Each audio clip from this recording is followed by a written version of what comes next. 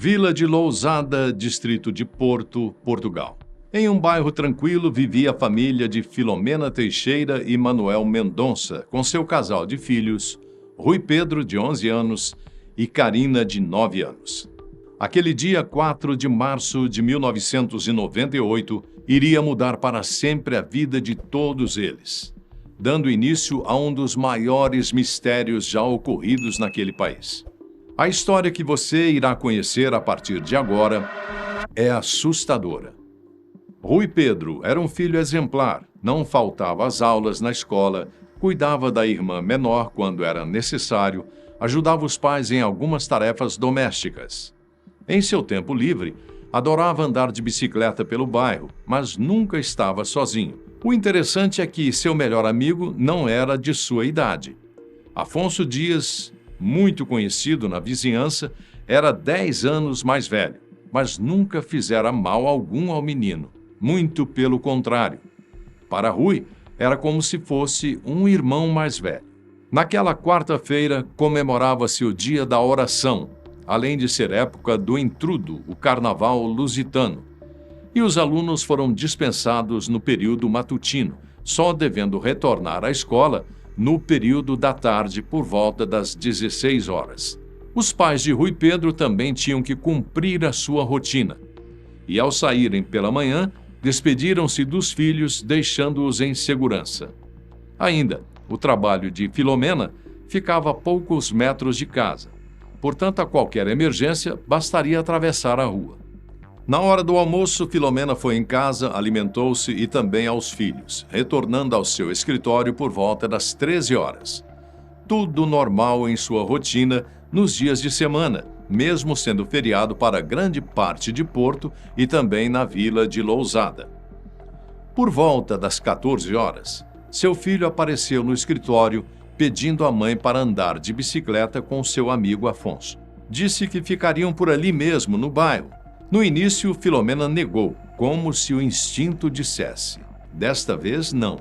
Mas acabou cedendo e o deixou ir. Às 18 horas, o telefone tocou. E Filomena ainda estava na autoescola, onde trabalhava.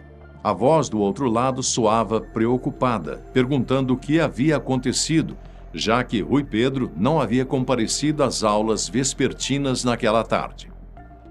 Filomena, já atemorizada, disse à professora que iria encontrá-lo e saber dele mesmo o que aconteceu. Logo em seguida, ela ligou para o marido, que já estava voltando para casa e chegaria em alguns minutos. Em casa, Carina estava só, assistindo a desenhos animados na TV e perguntando pelo irmão. Filomena andava pela casa toda, procurando por algum sinal, algum bilhete, alguma pista, enfim, qualquer coisa que indicasse onde o filho teria ido. Afinal, por que ele não avisaria? Alguma coisa muito estranha estava acontecendo. Filomena sentia isso. Manuel chegou naquele instante, mas ainda alheio ao que estava acontecendo, transparecendo uma certa calma que foi quebrada pela esposa, que logo surgiu na porta da casa em desespero. Disse ao marido, quase chorando, que Rui havia desaparecido. Ele pedia calma, enquanto Filomena, com a respiração ofegante, dizia que o filho havia sumido, que ele havia dito pela manhã que iria passear de bicicleta pelo bairro com o amigo Afonso, mas que não foi à aula vespertina sem avisar nada para ninguém. O casal primeiro decidiu procurar o filho pelas redondezas por conta própria. Começaram a perguntar às crianças da vizinhança se haviam visto Rui Pedro, e um grupo delas disse tê-lo visto em um carro preto com Afonso dirigindo. Descobriram também que o carro era do irmão de Afonso e que este disse que iria levar o automóvel para uma revisão, o que, na verdade, não aconteceu. Agora, eram 2 desaparecidos. O que havia acontecido? Resolvendo continuar com sua investigação pessoal em seu carro, Manuel entrava em cada avenida, cada rua e cada beco que fosse possível passar. Mas nada. Rui Pedro não estava em nenhum daqueles lugares. Era hora de irem à polícia. Vamos passar em casa mais uma vez, de repente ele já está lá nos esperando, sugeriu Filomena, tentando buscar forças em um fiozinho de esperança que ainda restava. Nada, nem sinal dele. Sem demora, uma vez que já passava das 21 horas, correram à delegacia de polícia mais próxima, que lamentavelmente não podia registrar a criança como desaparecida, devido ao pouco tempo passado desde que ele não havia retornado. Segundo o agente que os atendeu, teriam que esperar 24 horas para considerarem um desaparecimento. Mas, segundo disse o agente, se ele não voltar ainda esta noite, por certo amanhã iniciaremos as buscas logo cedo. Oficialmente, não existe em Portugal, nem mesmo no Brasil, um prazo mínimo para registrar o desaparecimento de alguém. O BO, ou boletim de ocorrência, deve ser feito o mais rápido possível, pois as primeiras 24 horas são as mais importantes para encontrar a pessoa, segundo as autoridades. A noite foi clara para a família de Rui Pedro. O casal não conseguiu dormir, enquanto Karina foi para sua cama na esperança de acordar e ver o irmão novamente. Alguns vizinhos, já sabendo o que o casal passava, ofereciam algum tipo de apoio para Manuel e Filomena, dizendo que tudo ia terminar bem.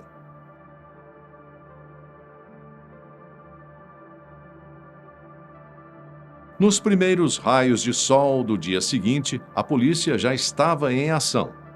Alguns agentes e policiais estavam na casa dos Teixeira Mendonça, enquanto outras equipes faziam buscas em um raio determinado da região de Porto. O encarregado pelo caso era o então inspetor João Rouxinol, que imediatamente pediu uma investigação mais aprofundada a respeito de Afonso Dias. No dia anterior, se você bem se lembra, algumas testemunhas disseram ter visto Rui Pedro, o grupo de crianças que disse tê-la visto dentro de um carro preto. Além deles, uma senhora também disse ter visto o garoto pouco tempo antes dele sumir. Ele estava em uma bicicleta rosa e conversava com alguém em um carro da cor preta. Pelas características, era o mesmo veículo do irmão de Afonso. E foi a partir dele que a polícia chegou ao suspeito número 1. Quem é Afonso Dias? Com 22 anos de idade na época, ainda era um jovem que gostava de jogar bola e andar de bicicleta. Mas, como todo rapaz nessa idade, alguns desejos já estavam aflorados. E naquele dia, o ponto de partida para o sumiço de Rui Pedro parece ter sido justamente este: o de irem visitar juntos uma prostituta. Com ele, naquele dia, estariam o garoto desaparecido e seu primo, João André, também de 11 anos, antes de irem. De acordo com João André, Afonso teria combinado com os garotos que os levaria para conhecer uma mulher de nome Alcina Dias. Apesar do sobrenome, ela não tem parentesco com Afonso. João André não pôde ir, já que a mãe não o deixou sair, de modo que foram somente Afonso e Rui Pedro. Afonso teria ido no carro do irmão e perguntou a Alcina se ela estava trabalhando. Ao confirmar, Afonso fez uma oferta a ela para que fizesse sexo com Pedro. Alcina, em seu depoimento posterior, disse que Rui Pedro estava extremamente nervoso e chorava quando desceu do carro. O garoto teria dito que Afonso teria forçado a ir até ela. Alcina também disse que tentou acalmar o garoto e perguntou se os pais dele sabiam que ele estava lá, no que ele respondeu que não. Em seguida, o garoto entrou no carro e partiu com Afonso. No depoimento, Alcina ainda falou que tentou dar seu depoimento outras vezes às autoridades, mas nunca conseguiu identificar Afonso Dias pelo nome. Somente em 2011, no tribunal, ela o identificou. No dia seguinte ao desaparecimento, a polícia chegou até Afonso e o levou para um interrogatório. Visivelmente, seu estado emocional estava à flor da pele, muito nervoso e parecia não dizer coisa com coisa. Porém, confirmou o fato de ter levado Rui Pedro para conhecer uma garota de programa, mas que, devido à recusa do garoto, ele o teria deixado onde estava a bicicleta, próxima à casa do garoto. Essa informação, no entanto, era estranha, uma vez que a própria polícia já havia encontrado a bicicleta sem nenhum sinal de Rui Pedro. Afonso Dias também teria adicionado algo muito estranho em seu testemunho. "Vocês deveriam fechar as fronteiras", ele disse. Enquanto as investigações continuavam e o conhecimento sobre o caso ultrapassava os limites de Portugal, diversas testemunhas, a maioria comprovadamente falsas, surgiram. Em abril de 1998, o comentarista político Nuno Rogério viajou para a Euro Disney com a sua família e, durante o passeio, tirou várias fotografias. Uma dessas fotos mostra um garoto sentado atrás da família Rogério. Um garoto que supostamente se pareceria muito com Rui Pedro. Sentado ao lado do garoto está um homem de 40 anos vestindo uma jaqueta vermelha. A polícia portuguesa confiscou as fotografias para uma análise mais aprofundada, mas nenhum progresso foi feito em relação a esse avistamento. Enquanto tudo isso acontecia, novos desdobramentos, inicialmente sem relação com o caso, aconteciam na Europa. Em setembro de 1998, mesmo ano do sumiço de Rui, foram mobilizadas dezenas de forças policiais europeias em uma operação internacional contra a pornografia infantil, em especial à procura de uma organização denominada The Wonderland Club, ou Clube do País das Maravilhas. Eles agiam em uma área da internet onde pouquíssimos têm a coragem ou condições de acessar, chamada Deep Web, uma parte da internet que não aparece em buscadores tradicionais e, por isso, é muito menos regularizada e fiscalizada, sendo reduto de várias atividades ilegais. A Operação Catedral, visando principalmente essa parte da rede mundial de computadores, resultou no confisco de mais de 750 mil imagens e vídeos, com mais de 1.260 crianças, incluídas nas cenas de violência sexual. Das poucas crianças que foram identificadas, apenas 16 na ocasião, houve um tremendo choque. Rui Pedro estava entre elas. Apesar da euforia e da esperança terem chegado aos pais de Rui Pedro, nada pôde ser feito, pois não se tinha a mínima ideia de como, por quem ou onde aquela fotografia foi feita. No entanto, isso não freou as investigações. Na verdade, abriu-se um leque de casos não investigados ou ainda não solucionados sobre crianças desaparecidas. A mídia aproveitou ao máximo as descobertas e continuou a publicar fotos não só de Rui Pedro, como de outras crianças desaparecidas no país inteiro, enquanto episódios estranhos continuavam a acontecer pela Europa. O mais emblemático foi na Suíça, quando surgiu um relato horripilante.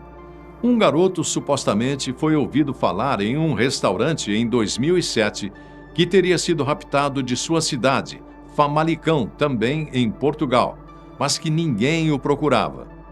Esse episódio não foi levado ao conhecimento da família de Pedro, pois a polícia não achou que isso fosse relevante, o que gerou críticas do público.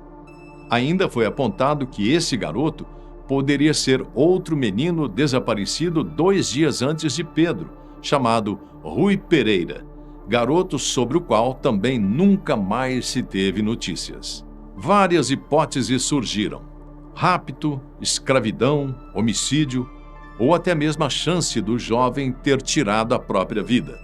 Pois é, àquela altura do campeonato, Rui Pedro já poderia não estar mais vivo. Mas isso também não era comentado com a família, o que não adiantava muito, já que a mídia não deixava em silêncio nenhuma teoria sobre o terrível assunto. O julgamento de Afonso, amigo adulto de Rui, teve início em novembro de 2011, mais de 10 anos depois do desaparecimento da criança. E somente em outubro de 2014, Afonso foi condenado com a pena de 3 anos de prisão pelo sequestro do menor. Uma pena considerada pequena, já que diversos fatores não foram levados em consideração pela justiça portuguesa, o que gerou bastante indignação popular. Em março de 2015, Afonso foi levado para a prisão, sempre negando ter feito algo de errado e dizendo que a culpa em tudo aquilo era da família de Rui Pedro. Ao longo de sua caminhada na prisão, Afonso teve a pena reduzida para 2 anos por bom comportamento, sendo libertado em março de 2017. Ao longo dos anos, o trabalho de jornalismo investigativo da repórter Ana Leal, do canal televisivo português TVI, manteve o caso Rui Pedro vivo na memória pública, frequentemente revelando informações antes mesmo das autoridades. A repórter seguiu diversas pistas, desde vídeos enigmáticos até imagens suspeitas de redes de pedofilia na Holanda e na Suíça. Para Ana Leal, o que se evidenciava era a negligência das equipes da Polícia Judiciária, somada à falta de vontade política para resolver o caso. Segundo suas palavras, a polícia andou a reboque da investigação da TVI, isto é, não fez mais do que apenas tirar conclusões das investigações que ela própria e sua equipe fizeram. Durante uma reportagem exibida pela rede televisiva SIC, o inspetor Luiz Borda d'Água afirmou que 2 fotografias obtidas em arquivos de pedófilos mostraram crianças semelhantes a Rui Pedro. Embora o reconhecimento fosse incerto, já que, em uma delas, o menino aparecia de olhos fechados. Mesmo assim, o Ministério Público descartou as imagens, classificando-as como pistas falsas. E a Polícia Judiciária declarou mais tarde não haver provas concretas para prosseguir com aquela linha de investigação. Em 2002, Ana Leal conseguiu acesso a uma foto perturbadora. Um menino amordaçado e com sinais terríveis de maus tratos, que a família reconheceu como sendo Rui Pedro. O material foi entregue ao Poder Judiciário e, a partir disso, o advogado Ricardo Sá Fernandes denunciou a passividade das autoridades europeias diante das redes internacionais de pedofilia e a incapacidade investigativa no âmbito internacional. A foto havia sido extraída do computador de um pedófilo assassinado e fazia parte de um acervo monstruoso de 60.000 imagens de abuso sexual infantil. Apesar de 14 pedófilos identificados dentro da rede de pedofilia a qual o suspeito fazia parte, as investigações pouco avançaram. Apenas um outro suspeito chegou a ser detido temporariamente, mas logo liberado por falta de provas contundentes. Quando a imagem do suposto Rui Pedro foi divulgada em outubro de 2002, o advogado da família já não conseguia acessar o processo há quase um mês, o que reforçou a crença da família sobre o que realmente estava sendo feito pelas autoridades. Praticamente nada.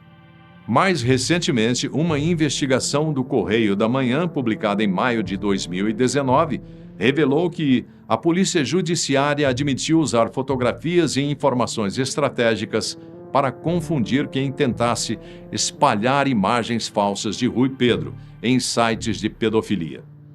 A polícia ainda sustentou que perícias oficiais comprovaram que o menino retratado não era Rui Pedro, embora o relatório não mencionasse nenhuma das informações obtidas pela jornalista Ana Leal, uma das maiores contribuintes ao caso. A pergunta que fica é: por que muitos casos, como o de Rui Pedro, são abandonados no meio das investigações? Por que não vão até o fundo do poço? Não sabemos. E essa triste história segue sem fim.